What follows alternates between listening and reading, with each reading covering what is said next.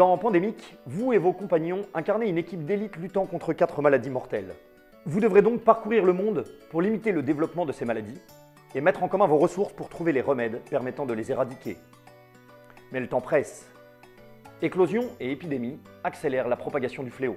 Pandémique est un jeu dit coopératif. Les joueurs ne vont donc pas s'affronter les uns les autres, mais vont devoir jouer ensemble pour lutter contre le jeu. Le jeu se compose d'une règle, d'un plateau de jeu représentant une carte du monde divisée en 4 zones de couleurs, jaune, bleu, noir et rouge, qui correspondent aux différentes zones de développement des maladies. On va donc retrouver des petits cubes de couleurs appelés cubes maladies, qui correspondent à la propagation des 10 virus. On va aussi avoir des remèdes aux couleurs correspondantes. Dans chacune de ces zones sont représentées les villes les plus peuplées de la planète. Chacune de ces villes, par exemple Miami, va avoir une carte propagation correspondante, les cartes propagation sont les cartes vertes, et va avoir une carte joueur, les cartes joueurs sont les cartes bleues, qui elle aussi lui correspond. Le paquet de cartes joueurs se compose aussi de cartes épidémie, vertes, et de cartes événements, jaunes. Le reste du matériel comprend des stations de recherche, un pion éclosion, un pion vitesse de propagation, et des pions joueurs dont les couleurs représentent les différents rôles qui pourront être tenus par les joueurs.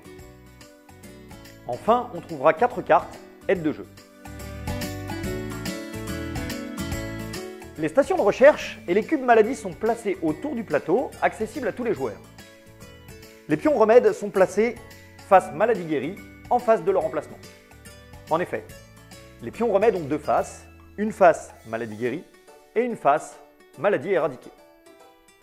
Le pion éclosion est placé sur la case 0 de la piste éclosion et le pion vitesse de propagation le plus à gauche de la piste vitesse de propagation.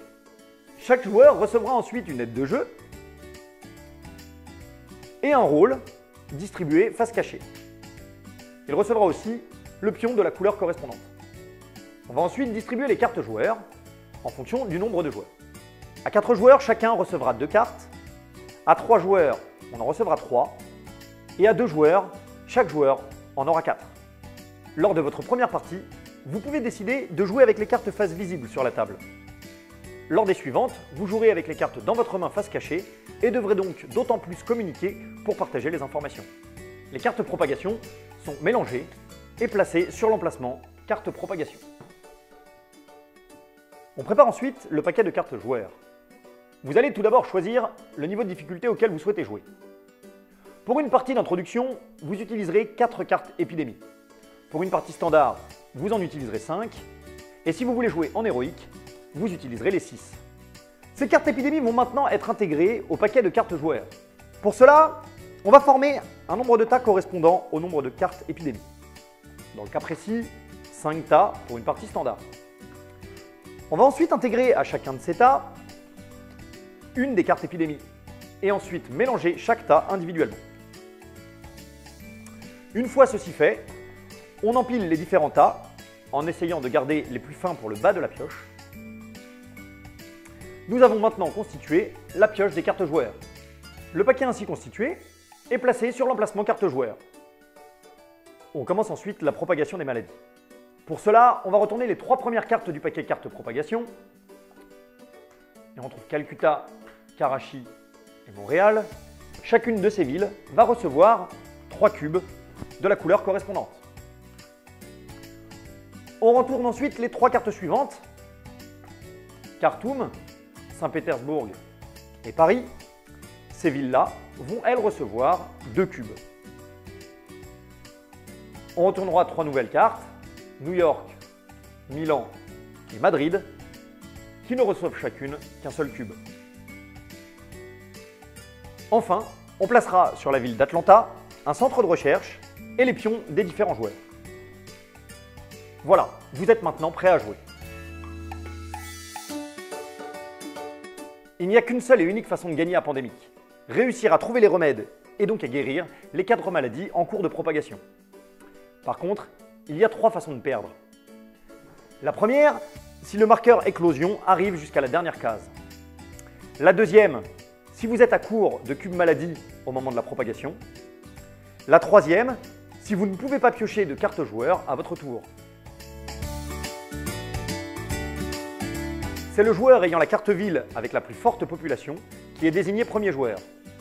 On jouera ensuite alternativement dans le sens des aiguilles d'une montre. Chaque tour de jeu se déroule en 3 phases, rappelées sur le plateau. Tout d'abord, le joueur fait 4 actions, parmi un choix de 8.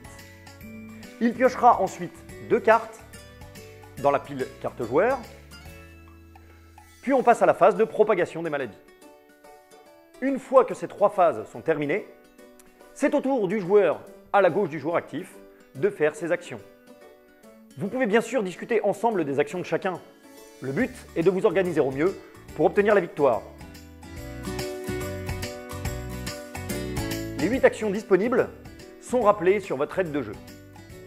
Vous pouvez bien sûr, à votre tour, réaliser plusieurs fois la même action. Voyons d'abord les actions de déplacement. La première, appelée voiture ou transborder quand il y a la mer entre deux villes, vous permet de déplacer votre personnage d'une ville à une autre, pour peu qu'il y ait un trait qui relie ces deux destinations. La deuxième, appelée vol direct, vous permet, si vous jouez une carte, par exemple ici, Buenos Aires, de vous déplacer directement jusqu'à cette destination.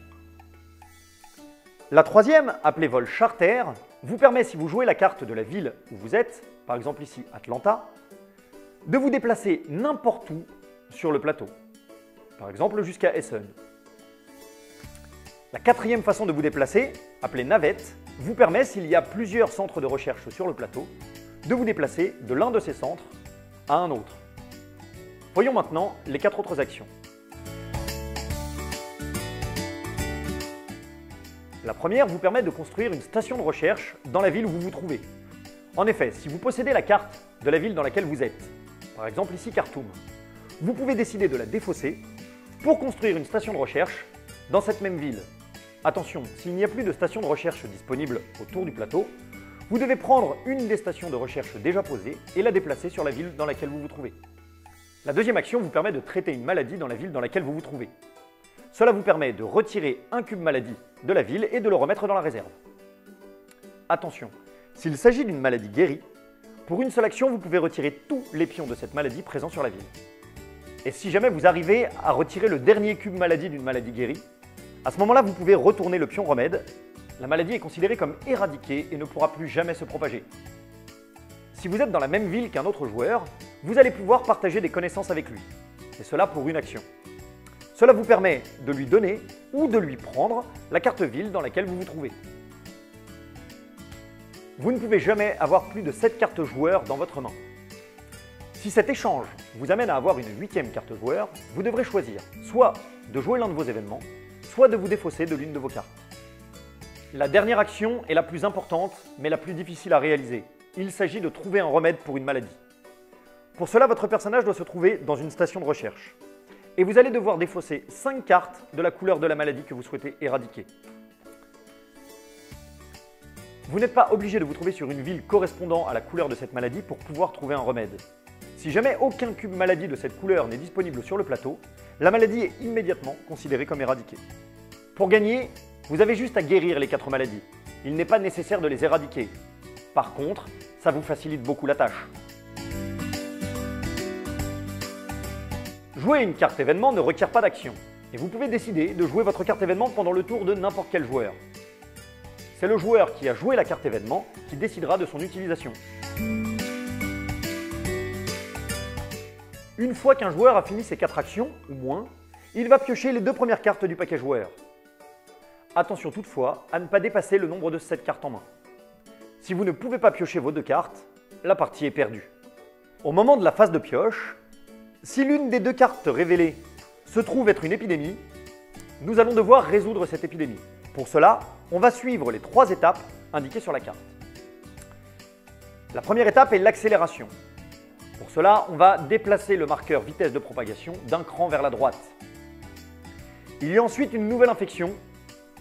Nous allons donc prendre le paquet carte propagation et regarder la carte du dessous, ici Sydney. Dans cette ville, on placera 3 cubes maladie de la couleur correspondante. Attention, s'il y a déjà des cubes maladie dans cette ville, vous en ajoutez jusqu'à un maximum de 3 et une éclosion survient. Enfin, l'intensification de la maladie. Pour cela, nous allons récupérer toutes les cartes de la défausse propagation, les mélanger et les reposer sur le dessus de la pioche propagation. Lors de la phase de pioche, il peut arriver que vous révéliez 2 cartes épidémie. Dans ce cas, il va falloir résoudre les 2 épidémies l'une après l'autre. La première se résout normalement. Accélération, infection et intensification. Lors de la seconde, il y a de nouveau accélération, infection, mais la carte que nous venons de dévoiler se trouve être la seule dans la défausse. Elle va donc être replacée directement sur le paquet au moment de l'intensification. Et il y aura forcément une éclosion lors de la prochaine phase de propagation. Si lors de la phase de pioche, vous dévoilez 2 cartes épidémie, il est possible de jouer des cartes événements entre ces 2 cartes, ce qui n'est normalement pas possible. Lors de la phase de propagation, commencez par regarder le chiffre inscrit sous le marqueur vitesse de propagation. Vous allez devoir piocher un nombre de cartes propagation correspondant à ce chiffre. Dans ce cas, 2. Dans chacune des villes que vous allez dévoiler, Montréal et Milan, vous allez placer un cube de maladie de la couleur correspondante. Attention, il ne peut jamais y avoir plus de 3 cubes d'une même maladie dans une ville. Si lors de la phase de propagation, vous piochez une ville où il y a déjà 3 cubes de la maladie, n'en ajoutez pas un 4e, une éclosion va avoir lieu. Si les cubes maladie à ajouter concernent une maladie guérie, ajoutez quand même les cubes, mais vous êtes en bonne voie pour la victoire. En revanche, s'il s'agit d'une maladie éradiquée, plus aucun cube de cette couleur ne pourra être ajouté sur le plateau. Si la carte ville que vous avez retournée désigne une ville où il y a déjà 3 cubes maladie de la couleur concernée, il y a donc une éclosion. Vous avancez le marqueur éclosion d'une case et vous allez propager la maladie le long de toutes les lignes qui partent de cette ville, en ajoutant un cube de la couleur dans chacune des villes désignées. Vous pouvez d'abord constater qu'il peut y avoir plusieurs maladies dans une même ville et que le maximum de 3 cubes est valable pour chaque maladie individuellement. Si lors de la propagation, vous devez ajouter un 4e cube d'une même maladie dans une ville, vous ne l'ajoutez pas et une éclosion en chaîne a lieu. À ce moment-là, vous avancez de nouveau le marqueur éclosion d'une case et continuez à propager la maladie dans toutes les villes reliées à ce nouveau foyer, à l'exception de toutes les villes ayant déjà subi une éclosion lors de cette phase. Et s'il n'y a plus assez de cubes dans la réserve pour faire cette action, la partie est perdue. Et dès que les joueurs ont réussi à trouver les 4 remèdes, la partie est gagnée.